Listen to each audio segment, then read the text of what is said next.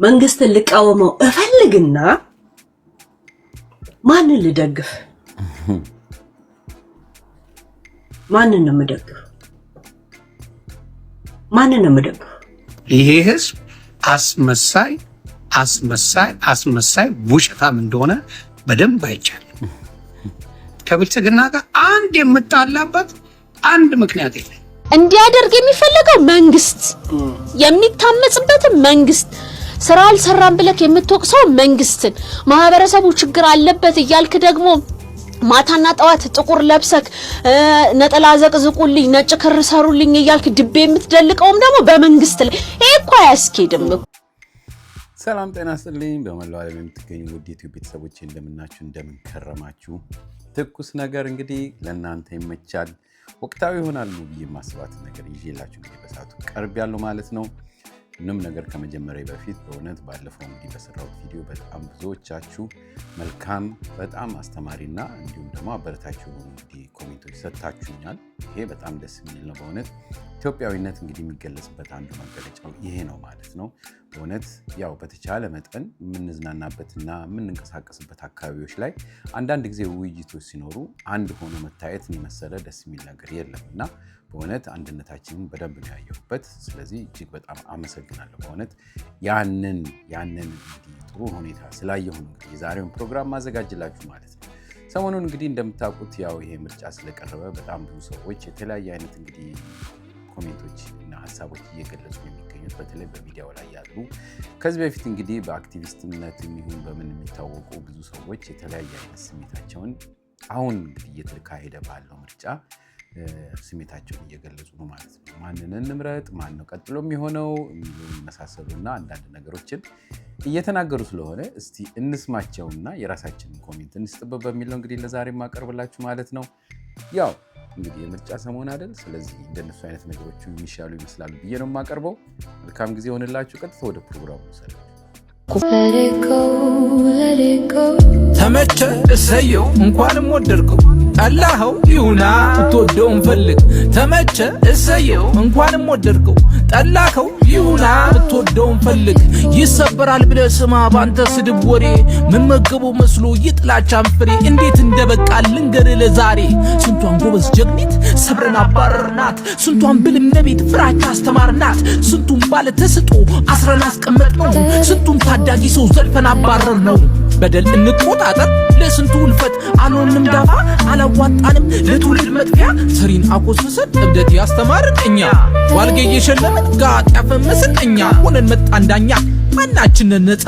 ፈጣሪው አንተነ ያንተ ምስል እኔ ውስጥ አለ የሷ ጋድ አንተ ድብቅ ውስጥ አለ።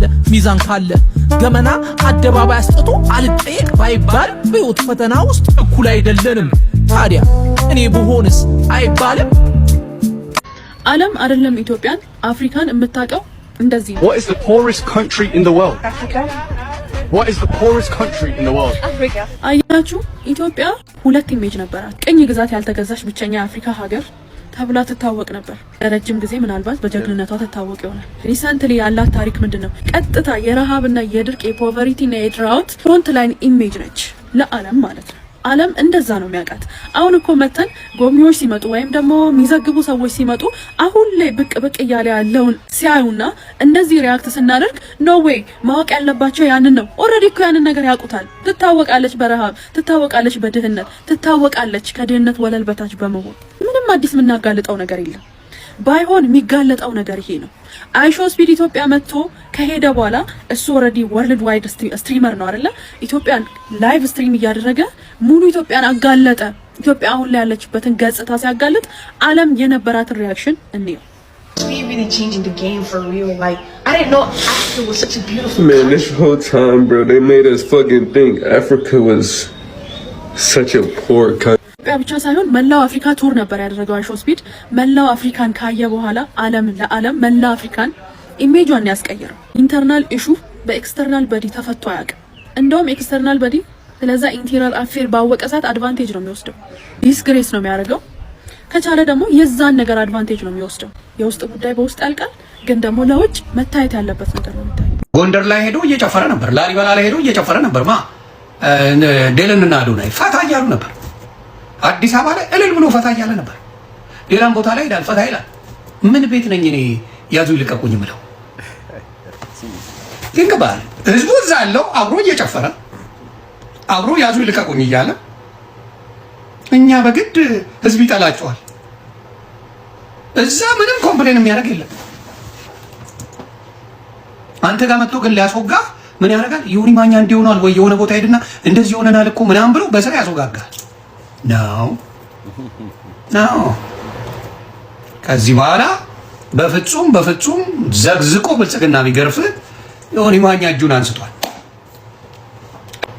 አድርሱላቸው፣ ለእነ አዳነች አቤቤ፣ ለእነ ሽመልስ አብዲሳ፣ ለእነ አቢቹ በሙሉ አድርሷቸው።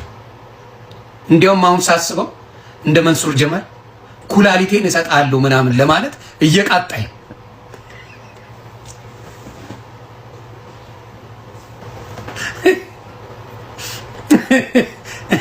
እንደነ በረከት ከኔ እድሜ ተቀንሶ ኧረ ባናቱ ማንም ይተከል አልሰጥም።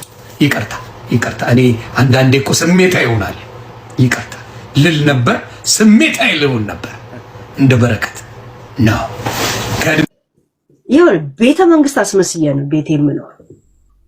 ኢትዮጵያ አሜሪካ አይ ላይክ ሀገሬ ቆንጆ ስትሆን ደስ ይለኛል፣ ግን ሀገር ቤት ገባለው ብዬ ለመናገር ምንም ነገር አልቆጥም። ግን መንግስትን ልቃወመው እፈልግና ማንን ልደግፍ? ማንን ነው የምደግፍ? ሌላ ፓርቲ አለ ይሄን ያለው መንግስት ማስፈራራበት የበለጠ አንተ በስነ ስርዓት ካልሰራ ይሄንን እመርጣለሁ ብዬ የማስፈራራበት አንድ ፓርቲ አለ? የለም።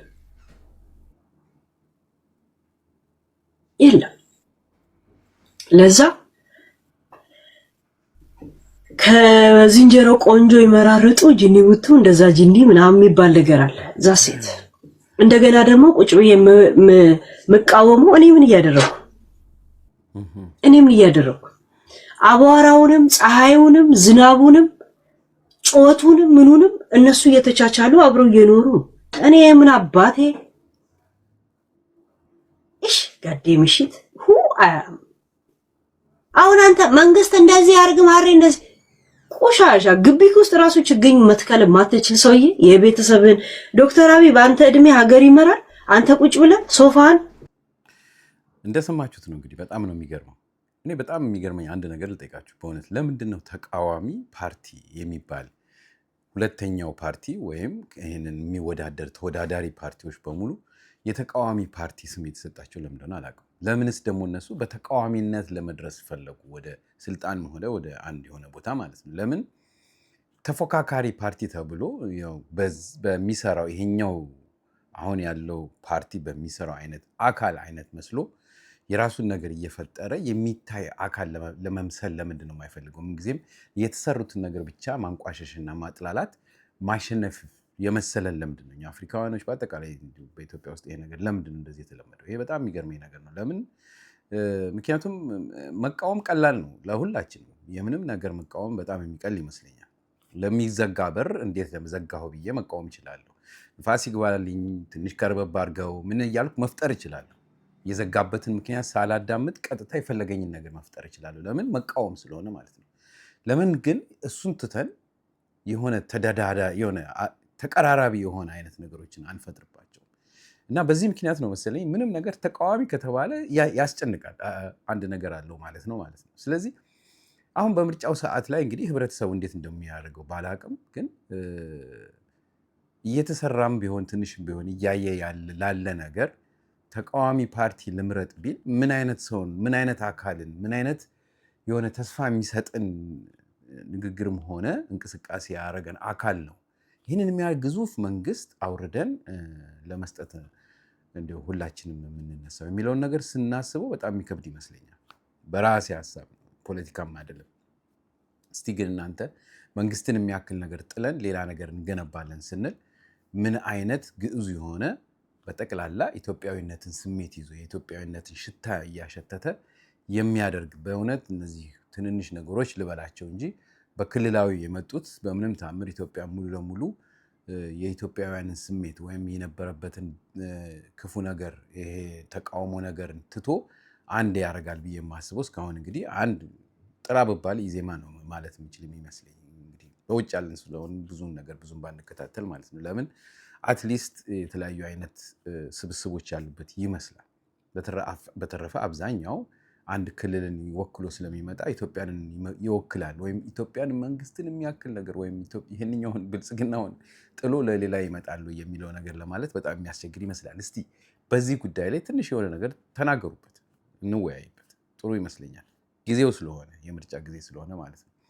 ለማንኛውም እስቲ እነዚህ አክቲቪስቶች ግራም የገባቸው በዚህ ይመስለኛል እስከዛሬ ድረስ ደና እንደፈለጋቸው የፈለጋቸው ነገር ሲበጫጭቁ ነበር አሁን ግን ሁሉም ሰው ወደ ኋላ እያለ ነው ያለው ይሄ በደንብ እየታየ ነውና በዚህስ ምን ትላላችሁ እስቲ ትንሽ ላሰማችሁ እነሱ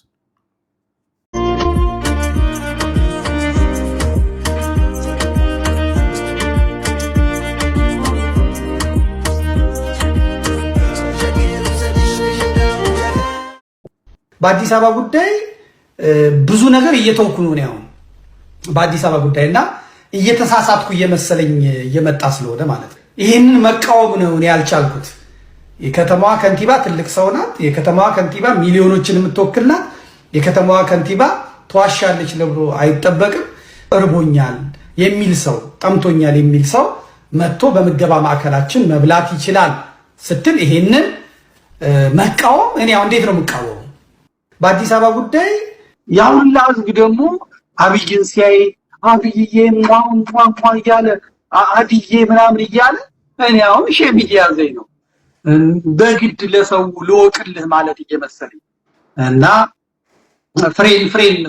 ፍሬን የግድ መያዝ እንዳለብኝ እየተሰማኝ መጥቷል ግራ እየገባኝ መጥቷል የሚለቀቁ ቪዲዮዎች የሚታዩ ነገሮች በሙሉ ከአይምሮ በላይ ናቸውና መጋፈጥ እያቃተኝ ነውና ወይ ከትውልዱ ወጥቻለሁ ወይ ለኔ የሚደርሰኝ የተሳሳተ ኢንፎርሜሽን ነው ወይ ደግሞ በኤአይ ነው ወይ ሰዎች የሚጫወቱብኝ ይሄንን መቃወም ነው እኔ ያልቻልኩት ትክክል ምን አገባኝ ይሄው ያውላስ ደግሞ አብይን ሲያይ አብይዬ ሟሟ እያለ አድዬ ምናምን እያለ እኔ አሁን ሼም እያዘኝ ነው በግድ ለሰው ልወቅልህ ማለት እየመሰለኝ እና ፍሬን የግድ መያዝ እንዳለብኝ እየተሰማኝ መጥቷል ግራ እየገባኝ መጥቷል ትክክል ስለዚህ ማንኛውም አክቲቪስት የነበረው ለኢትዮጵያ ሕዝብ ድምፅ ሊሆን የሚፈልገው አያስፈልግ ራሱ ሲቸገር ያወራ ምን ቤት ነኝ ምን ቤት ስለዚህ ብዙዎቻችሁ የኔን ነው የሌላው መብቱ ነው እንደፈለገ ማለት ነው እኔ ግን በብልጽግና ላይ ያለኝን ቅሬታ አንስቻለሁ እና ይሄንን ነው ምለው በብዛት ለአክቲቪስቶች እግዚአብሔርን ነው ምለው አያዋጣም አትጣሉ ለማንም ብላችሁ አትጣሉ ለማንም ብላችሁ እኔ ለዘመድኩን ለብዙ ጊዜ የታገለ ወንድም ነው ብዙ ጊዜ ለዚህ ህዝብ የተፋለመ ወንድም ነው ሌሎቹም እነ መሳይ መኮንን እነ ደረጃ ሀብተወልድ ሌሎቹም ለህዝብ ብለው ጨዋል ድምጽ ለመሆን መኮራል ግን ውጤቱ ምንድነው መልሶ እነሱ መሰደብ ነው መዋረድ ነው መጨረሻ ላይ እንትን ሲባል የነሱ ስም መጥፋት ነው ስለዚህ አይ ቲንክ እኔ ፐርሰናሊ በራሴ ይሄን ነገር አቁሜዋለሁ ያ ምንም አይመለከተኝ ያንን ነው ምለው ስለዚህ ዮኒ ማኛ ከናንተ ጋር በዚህ ጉዳይ ላይ ሪታየር አድርጌያለሁ ጨርሻለሁ በፖለቲካችሁ ጭውቴ ላይ ማኝዚ ጨርሷል ፈታ ማለት እችላለሁ እኔ ብዙ የዱባይ አጀንዳ ይሻለኛል የጀርመን አጀንዳ ይሻለኛል አንዳንዶቹ ሰበር ዜና ከብልጽግና ሾልኮ የወጣ ዶክመንት አገኘን ብሎ ሲተነትሩ የነበሩ ሰዎች አሉ በፍጹም ያለ ውሸት ነው የብልጽግና ዶክመንት አይደለም ይሄ ፕሮግራም እውነት ነው ብሎ የሚተነትላችሁ ከመጣ ቀጥፋት ነው በሉት ዶክመንቱን ላኩልንና 12 ፔጅ ነች። ቁጭ ብላችሁ አንብቡት። ውሸት ነው፣ ቀጥፋት ነው። በጣም እንደዚህ አይነት እንትን ሰው እንዳይሸወድ፣ ኢትዮጵያውያን በተለይ እንዳይሸወዱ። እንደሰማችሁት ነው በእውነት አክቲቪስት ለአክቲቪስት ያው እንግዲህ አንድ ሶሻል ሚዲያ ከአንድ ሶሻል ሚዲያ እየተወቃቀሰ ነው በዚህ ሰዓት። ይሄ ነገር እውነት ነበረ፣ ይሄ ነገር ውሸት ነው፣ አሰራራችን እንደዚህ ነው የሚል በጣም ብዙ ነው እየታየ ያለው። እንደነ ዮኒ ማኛም እንግዲህ ጡረታ ብለዋል። እንግዲህ እንደምትመለከቱት ከዚህ በፊት ፕሮፌሰር ብርሃኑ ነጋ ናቸው አይደል እቺ ጡረታን የጀመሩት። እሱ እንግዲህ ከወጣ በኋላ አሁን ብዙ ሰዎች ጡረታ ወጥቻለሁ ከዚህ ከፖለቲካ እየተባለ እንግዲህ እየተራቀ ነው ማለት ነው። ይሄ እንግዲህ የሚያሳየው ምንድነው? ኢትዮጵያ ውስጥ ያለው እንቅስቃሴ ከማመን በላይ እውነታው በጣም እየተገለጸ ህብረተሰቡም ያን ነገር እየቻለ መቼም ይሄንን ስል በእውነት ሁላችሁ መረዳት ያለባችሁ ችግር የለም ማለት አይደለም። በጣም ብዙ ሌሎች ውጣ ውረዶች አሉ። ሙስናው አለ። በዘር ምክንያት በስልጣን ምክንያት እኔ በልጥ እያለ ሌላውን መጨቆን ያለ ነው። ይሄንን ደግሞ ስንል መቼም ዛሬ ብቻ ሳይሆን ድሮም ታውቁ እንደሆነ በተለይ በኢህአዴግም ሆነ በሌሎችም ጊዜ በመስሪያ ቤት ደረጃ የአንድ ሀገር ሰው ብቻ እንደሚቀረቀርበት እኮ እናውቃለን። ይሄ አዲስ አይደለም ለሁላችንም። ጠንክሮ የመጣው አሁን ነገሮች እየተለወጡ በመጡበት ሰዓት ስለሆነ ይሄን ነገር ተረድተን እኔ ለዚህ ደግሞ አንስራ አካላችሁን በደንብ አድርጌ የምሰራው ብዙ በዘረኝነት ውስጥ ብቻ የተከለለ መስሪያ ቤቶች እንዳሉ ሁላችሁም የምናውቀው ነገር ነው። መካካድ የለብንም። ስለዚህ ይሄንን ነገር ወደ ሌላ ሳይሆን ነገር ግን አሁን ሁሉም ሰው እየመጣ ያለውን ነገር በተስፋ እየጠበቀ ስለሆነ ለዚህ ተስፋ ግን ሁላችንም አንድ ሆነን ያለውን ችግር ትንሽ ወደ ጎን ያዝ አድርገን ይሻላል በሚል በተስፋ መቆየቱ ጥሩ ነው የሚመስለኝ ይሄ ስለሆነ ነው። ሌሎችም ደግሞ የተናገሩ አሉ። እስቲ እነሱን ደግሞ እንስማና እንመጣበታለን።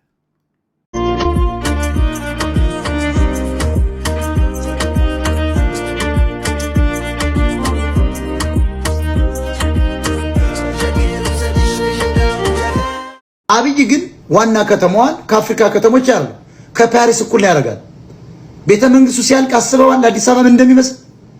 ኦሮሞ አላለማም ልትለኛችል። ኦሮሞ እያለማ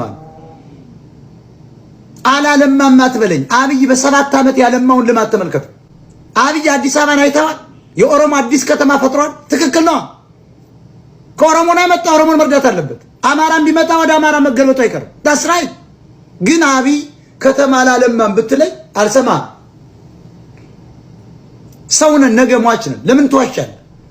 ምንም አልሰራም አትበል። አብይ በ5 ዓመት ውስጥ ያሁን በጦርነት ውስጥ ነው አዲስ አበባ እንደዚህ ካረገ ጎንደርንና ባህር ዳርን መቀሌን የመቀየር አቅም አለው ማለት ነው።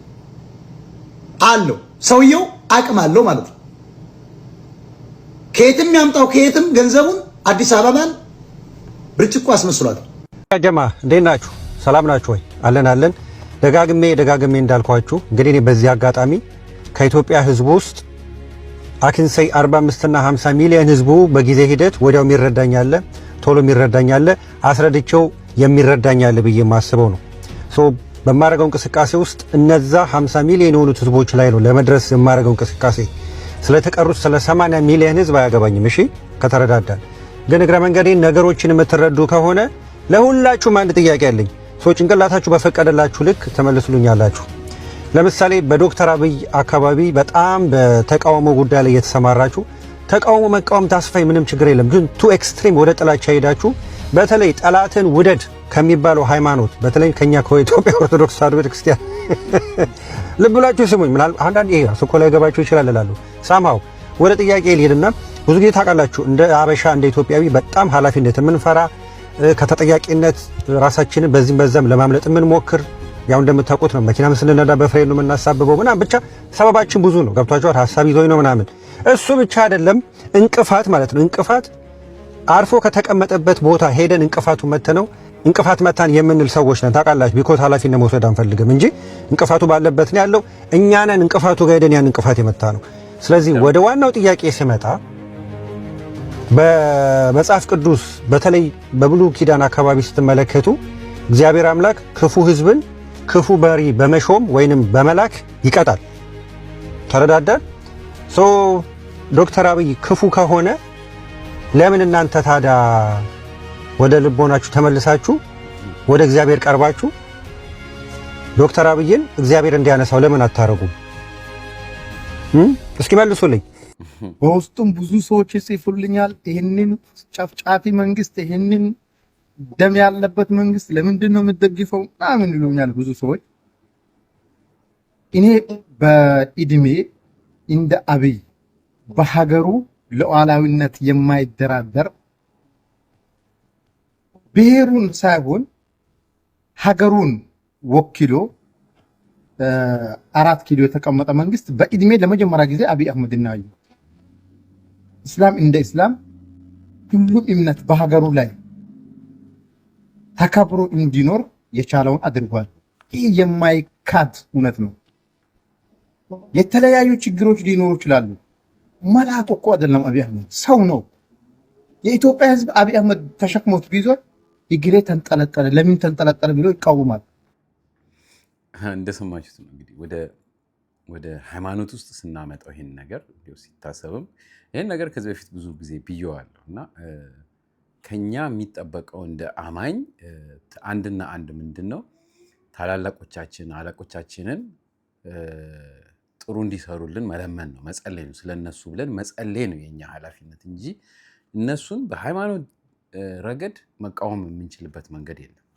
ነገር ግን እንግዲህ አሁን የመቼም ፖለቲካና ስልጣኔ ስለበዛ ወደዛ ስላዘነበልን ይሄንን አይነት ነገሮችን ትንሽ ያው ዘንከት እያደረግን ነው ያለነው እና ብዙ ጊዜ ለምን ታዲያ ሄደን አስራት እንሰጣለን ማናከብር ከሆነ በቤተክርስቲያን የተሰጠን ነገር ማለት ነው? ወይስ ለምንድን ነው ሄደን ቶሎ ብለን ሀዘናችን ብቻ ለመናገር የምንፈልገው ወደ ቤተክርስቲያን ስንደርስ እንደዚህ ሆነ ብለን ለለቅሶ ብቻ ለምን እንሄዳለን? መጀመሪያ ስርዓቱን የተሰጠንን ስርዓት አክብረነዋል የሚለው ትልቁ ጥያቄ ነው። ለዛ ነው እንግዲህ ለመንግስቶቻችሁ ወይም ለበላዮቻችሁ ጸልዩላቸው ክፉን ነገር እንዳያደርጉ ማለት ነው።